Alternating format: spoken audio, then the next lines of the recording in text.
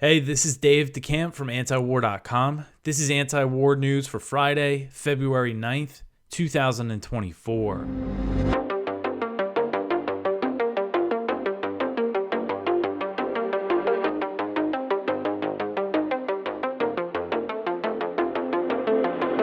All right, the first story at the top of antiwar.com today, Israel is backing off on hostage talks. So the Times of Israel reported on Thursday that Israel is backing off from Qatari and Egyptian-mediated hostage talks with Hamas after Prime Minister Benjamin Netanyahu rejected the Palestinian group's latest proposal. So an Israeli official told the Times that instead of offering a counter-proposal, Israel will try to get the U.S. to apply pressure on Qatar, although Doha, Qatar, has said that it's only a mediator when it comes to these talks and has no control over Hamas. And, you might think that they could put pressure on the Hamas political leaders that live in Qatar, but the reality is it's the Hamas in Gaza. They're the ones who are dictating the terms here. At least that's what it seems like to me. So this Israeli official said, quote, "The main target now is to create pressure from the Americans and other countries on Qatar, and from there on Hamas, in addition to the military pressure, to bring them down from their delusional demands," end quote. So Hamas's proposal involved a 135-day ceasefire in 3 phases. Throughout the 3 phases, Hamas would release all remaining Israeli hostages in exchange for Israel freeing thousands of Palestinian prisoners, and the goal would be to establish a permanent ceasefire by the end of the 135 days. And the previous Hamas offers were, Israeli withdrawal, permanent ceasefire, release all the hostages, you release Palestinian prisoners, and that's it. So this one, they did concede a little bit and not demand an immediate permanent ceasefire, but the 135-day ceasefire, which is a pretty long ceasefire. But Netanyahu, as I covered yesterday, rejected the proposal immediately and said that there was no solution besides total victory. So he actually said that right after meeting with Blinken, who was in Israel, who was visiting the region. And, the State Department said that he was there to try to push for a hostage deal. And like all his other visits, I believe this was his 5th or 6th time going over there since October 7th. Every time him or Sullivan has gone over there, they say they're going to try to get Israel to do all these things, but they got nothing. They come home empty-handed every time, and that's the case again here.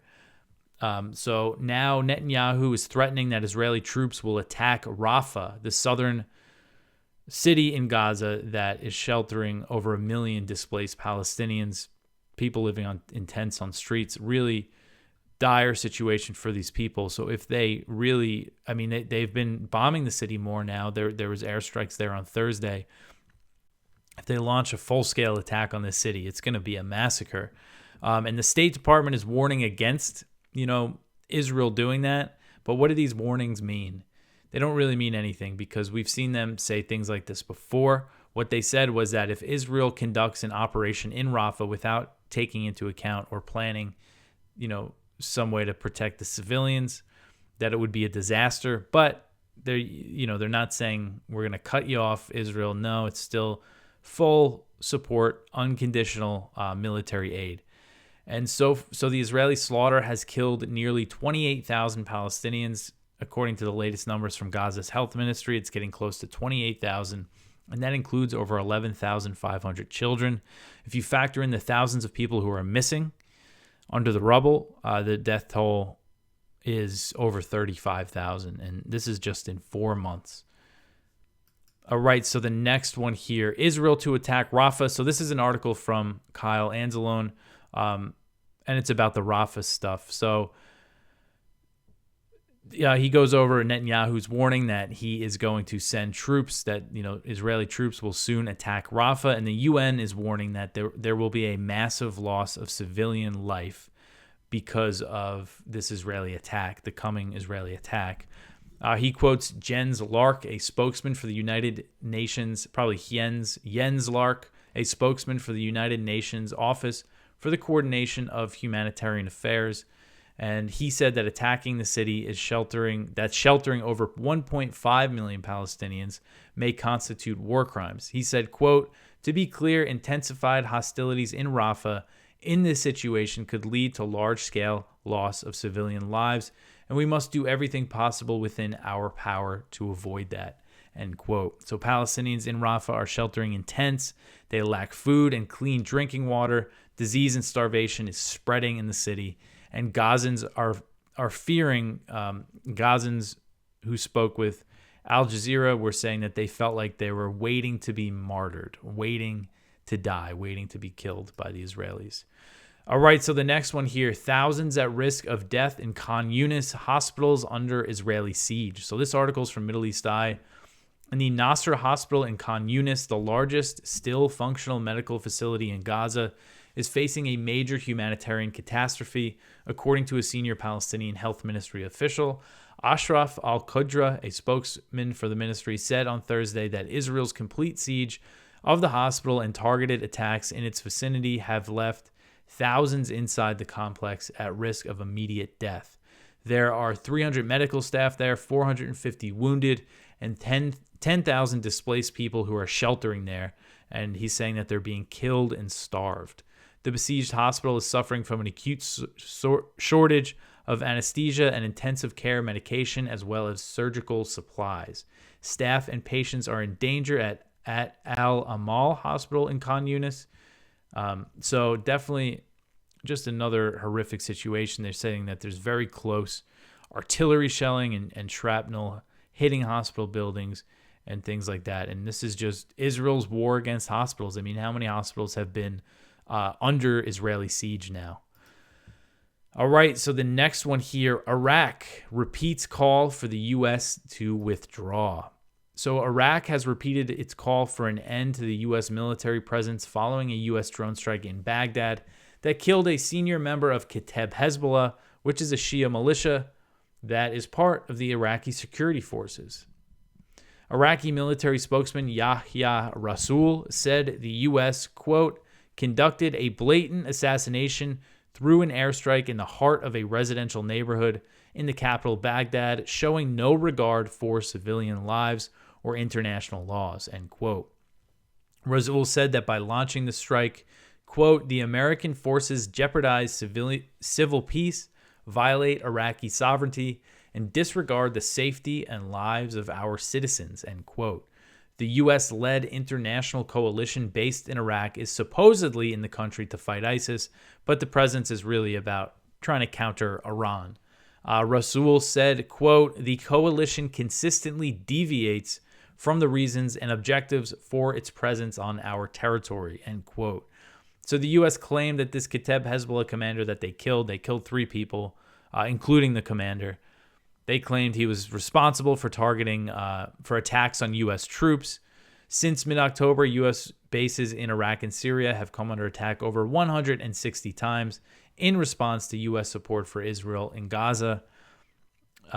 So the January 28th drone attack that killed 3 U.S. troops in Jordan led to the U.S. launching heavy airstrikes in Iraq and Syria on Friday that killed around 40 people. So we had that on Friday. And then on Wednesday, this U.S. drone strike in Baghdad. And the Iraqi government has been opposed to all recent U.S. airstrikes in the country. There have been some, since October, there's been a few rounds of U.S. airstrikes in Iraq. And they usually, in another case, they killed a deputy PMF commander. And Baghdad has been calling for the U.S. an end to the U.S. military presence. They started discussions on it with the U.S., but clearly, it seems like they're in no hurry to get out of there. The fact that they're launching all these airstrikes instead of just withdrawing, which would solve everything. No, they have to just keep bombing Iraq, which they've been bombing for over 30 years now. So Rasool said that the latest drone strike, quote, compels the Iraqi government more than ever to terminate the mission of this coalition, which has become a factor for instability, end quote. So we'll see if any progress is made in this direction. I mean, I just don't think it's just, the U.S. can't just keep doing this in Iraq and not expect a big reaction. I mean, what if the whole Iraqi military turns on the U.S. and tries to get them out? It's only 2,500 U.S. troops in the country. All right, so the next one here, the U.S. launches more rounds of strikes against the Houthis in Yemen. So I wrote this up initially about 2 rounds of airstrikes that the U.S. launched on Thursday, again claiming that they're targeting Houthi anti-ship missiles. So that brought it up to a total of 21 rounds of U.S. airstrikes in Yemen since January 12th. I've been trying to keep a count. And then on Thursday, U.S. Central Command put out this press release. This was right before I started recording, so I just put an update at the top of this story. They put out a press release that said they launched 7 strikes in Yemen throughout the day on Thursday. So I'm trying to keep a count here, and I'm not sure to count this as 1 round of airstrikes or as 7. And I know, my count might kind of portray it to be less than what they're doing, because in some cases, the U.S. and the U.K. launched strikes on would hit 30-something targets at once. And in other cases, what I'm counting as a round of airstrikes is just, hitting 1 missile. So it's, hopefully we can get some data on the number of airstrikes and bombs that have been dropped on Yemen, but it just continues. And I mean, they're saying that they're not at war. It's really insane that they're not at war and that they don't want escalation, but they are just keep bombing Yemen. And this isn't doing anything. The Houthis are continuing their attacks on commercial shipping.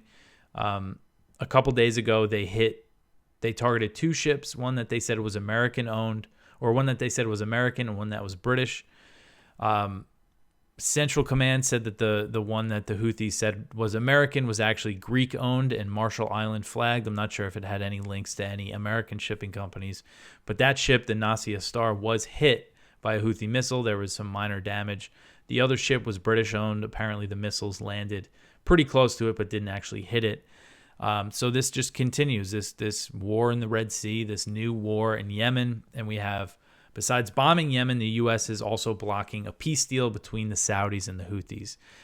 And it really shows how far Biden is willing to go to to support the Israeli slaughter of Palestinians, that he's willing to sabotage peace in Yemen. The way that the U.S. is blocking this is because the new sanctions on the Houthis prevent, the first phase of this peace deal being implemented, which is the payment of Yemeni government workers that live in Houthi-controlled areas. All right, so the next one here, Hezbollah and Israel trade strikes along the Lebanon border. This article is from Jason Ditz, and it says, Israel carried out drone strikes in the city of Nabatiyeh in southern Lebanon, reportedly badly wounding a Hezbollah commander and starting a string of tit-for-tat firefights with Hezbollah, which raised concerns of further escalation in the ongoing conflict at Israel's northern border. Hezbollah responded to the strikes with a flurry of rocket fire against northern Israel, saying that it was a retaliation for the Zionist aggression. The attacks targeted a pair of Israeli military bases at Mount Meron and Ein Zatim. Israel carried out a secondary round of artillery strikes in response to the rocket fire and was quick to insist that there were not any reports of injuries. Israeli artillery generally targeted Hezbollah and the sources of the rocket fire. So this, I feel like is kind of getting not as much attention as it should be, including from me, the situation between Israel and Lebanon. This has been going on almost daily. I mean, these seem to be bigger strikes than usual, but it does seem like Hezbollah is not interested in a war, a full-blown war, but these tit-for-tats continue. And, of course, Israel seems interested in just escalating and escalating. They want to keep this risk of regional war. They want to increase. They want to provoke a war that the U.S. will intervene in. That seems to be the plan here, and that's Netanyahu has the incentive for that, since inside Israel they want him to resign once this thing is over. All right, so the next one here, this is pretty big news. Zelensky removes his top general, Zaluzhny. So Zelensky, the Ukrainian president, on Thursday said that he removed General Valery Zaluzhny from his position as Ukrainian commander-in-chief, a move that's expected to backfire due to the general's popularity both within the military and among Ukraine's civilian population. Zelensky said in his evening address on Thursday, quote, "Starting today, a new management team will take over the leadership of the armed forces of Ukraine," end quote. and he's replacing Zaluzhny with Oleksandr Syrtsky, who's Ukraine's ground forces commander, who is said to be close to the president. And as I understand it, people in the Ukrainian military do not like him. Zaluzhny's sacking was expected after Ukrainian media reported last week that he met with Zelensky on January 29th and was offered another post, but he refused to step down. Zaluzhny has overseen the Ukrainian war effort since Russia invaded in February 2022. Zelensky said that he thanked Zaluzhny for his service, but that the, quote, tasks of 2022 are different from those of 2024. Therefore, everyone must change and adapt to the new realities as well in order to win together, end quote. So Zaluzhny and Zelensky have long kind of been at odds over the war. They've clashed behind the scenes, and this really spilled out into the public last fall when Zaluzhny said, the war's a stalemate, there's not going to be a breakthrough. And Zelensky, basically came out and said, generals should keep to, their job and shouldn't get involved in politics. He said things like that, really not nice kind of remarks about Zaluzhny in response. And then in December, Zelensky said that the military requested that 500,000 fresh troops be mobilized, but Zaluzhny actually denied that the military made that request. So Zaluzhny has been rumored to be a potential future presidential candidate if Zelensky allows elections to happen again once that happens. The general has never announced that he plans to enter politics, but polling has shown the Ukrainian public trusts Zaluzhny significantly more than Zelensky, making him a real political threat. And the firing comes as Ukraine is on the verge of losing Avdiivka, which is a city in Donetsk that's been key to the Ukrainian war effort since fighting broke out in the Donbass back in 2014. So this has been a Ukrainian military hub for that war since then, for a long time now, for almost 10 years. So this would be a big loss, and that might make it easier for Russia to take over the rest of the territory that they want in the Donbass. So when I say, this could backfire, people that I know that know a lot about Ukraine think that there's a chance this could, Zaluzhny could launch a coup or something because he's that popular within the military. And right now the military is getting slaughtered.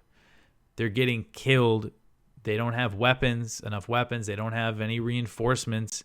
They're just on the front lines, just getting killed. And the fact that Zelensky fires Zaluzhny and is trying to keep this thing going as poorly as he is, I think there is a chance maybe something like that could happen. So we'll see how this plays out in a few days, or if Zaluzhny might come out and kind of announce that he's wants to run for president or something. That could happen too. So when rumors of Zaluzhny's firing first surfaced, a Ukrainian battalion commander expressed dismay about the possibility in comments to the Washington Post. This battalion commander, who was unnamed, or they said his name was Oleksandr, they didn't give a last name. He said, quote, "My personal opinion is you can't do something like this right now. Zaluzhny is someone 80% of the military considers a good authority," end quote. And he also said that nobody likes Syrtsky, who is replacing Zaluzhny. He said, quote, "For what is he being removed? It's not clear. And who will replace him? Syrtsky? God, I hope not. No one in the army likes Syrtsky. This is a catastrophic step. When this becomes official, we're screwed. The morale of both the military and society will go way down," end quote. So the next one here is about the slaughter that's happening on the Ukrainian front lines.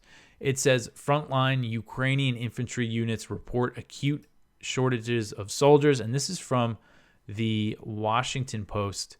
I'll read a little bit of it, and then there's a part that deeper in the report I want to read. So the Ukrainian military is facing a critical shortage of infantry, leading to exhaustion and diminished morale on the front line, military personnel in the field said this week, a perilous new dynamic for Kiev nearly 2 years into the grinding, bloody war with Russia. In interviews across the front lines in recent days, nearly a dozen soldiers and commanders told the Washington Post that personnel deficits were the most critical problem at the moment, as Russia has regained the offensive initiative on the battlefield and is stepping up its attacks. One battalion commander in a mechanized brigade fighting in eastern Ukraine said that his unit currently has fewer than 40 infantry troops, the soldiers deployed in frontline trenches who hold off Russian assaults. A fully equipped battalion would have more than 200, the commander said. So they should have more than 200, but they only have 40. Another commander in an infantry battalion of a different brigade said his unit is similarly depleted. So, again, it's just a really bad situation for the people on the front lines. And they quote another battalion commander named Alexander. I don't know, it might be the same guy from the last story. But he said the companies in his unit, on average, are staffed at about 35% of what they should be. A second battalion commander from an assault brigade said that is typical for units that carry out combat tasks. Asked how many new soldiers he has received, not including those who have returned after injuries, Alexander said his battalion was sent 5 people over the past 5 months. He and other commanders say that new recruits are poorly trained. A quote, he said, quote, "The basis of everything is the lack of people. Where are we going? I don't know. There's no positive outlook. Absolutely none. It's going to end in a lot of death, a global failure. And most likely, I think, the front will collapse somewhere like it did for the enemy in 2022 in the Kharkiv region," end quote. So despite this reality, Biden and the Democrats, and obviously lots of Republicans as well, want another $60 billion to fund this thing, keep fueling this horrific war. So the next one here, Sweden closes the Nord Stream investigation, hands it off to Germany. So this article is from Kelly Vlahos at Responsible Statecraft, and apparently Sweden is closing its investigation into the sabotage of the Nord Stream pipelines. It happened in Sweden's exclusive economic zone in the Baltic Sea, so they were doing an investigation, but they're closing it.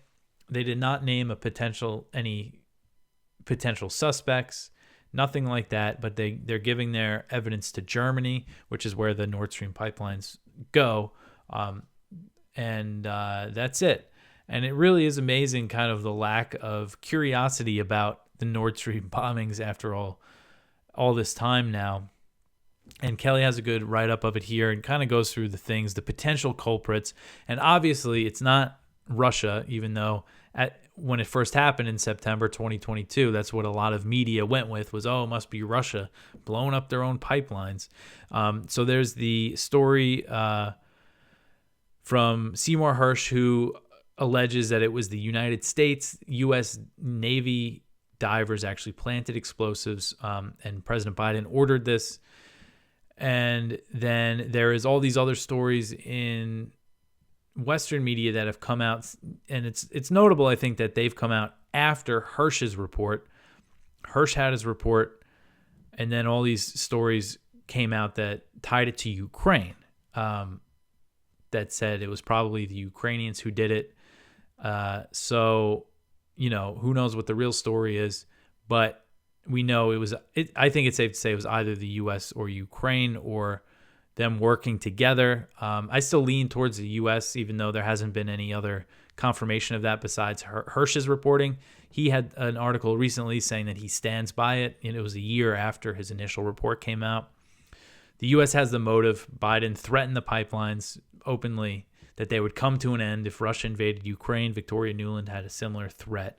So if you're looking at a crime, the U.S. has the motive. Ukraine has the motive as well, but this is a tricky thing to pull off, So, but again, there's just something about the lack of curiosity into who did this. All right, so the next one here, the Senate votes to deliberate on a foreign military aid bill.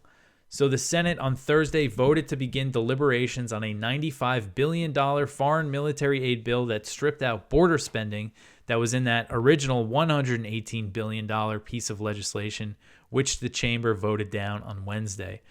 So this is all kind of confusing procedural stuff. I tried to explain it as plainly as possible. But basically, the Senate voted on Thursday to deliberate, to start discussing and debating this bill. And they voted 67 to 32. They needed 60 votes. They got 67. So the fact that that many voted to, deliberate this thing is a sign that once the final vote happens, it has a good chance of passing. But it's unclear when that next vote will happen.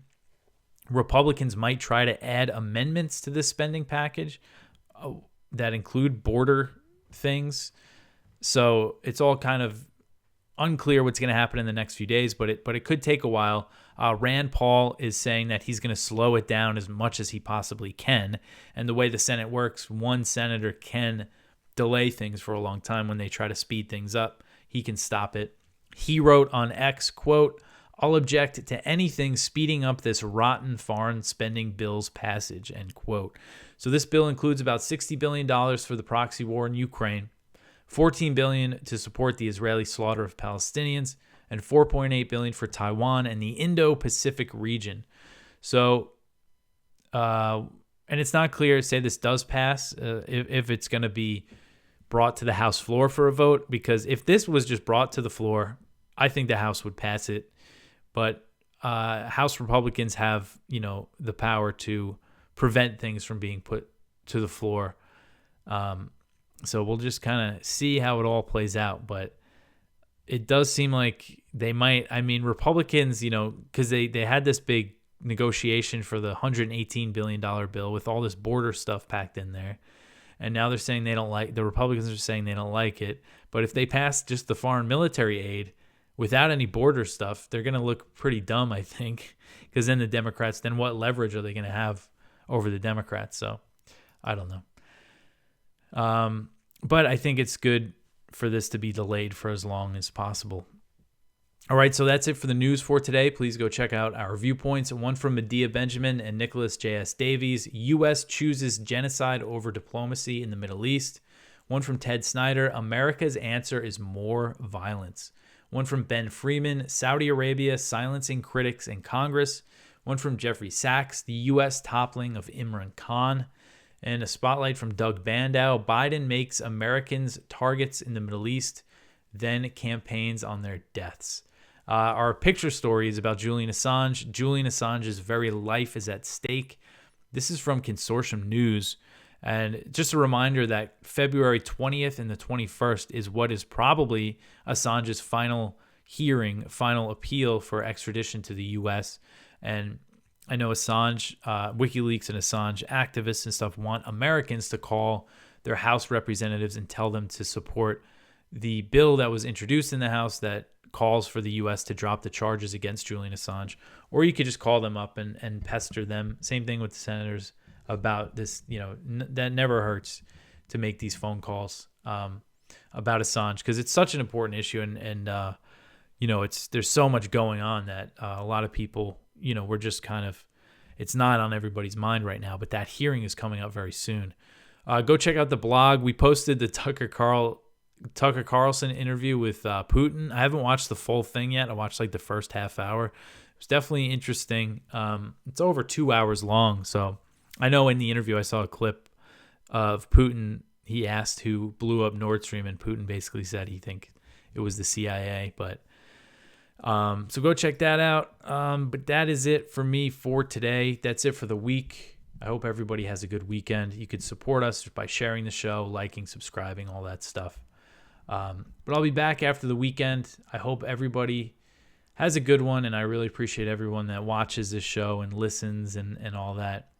So I'll talk to you in a few days. Thanks for listening.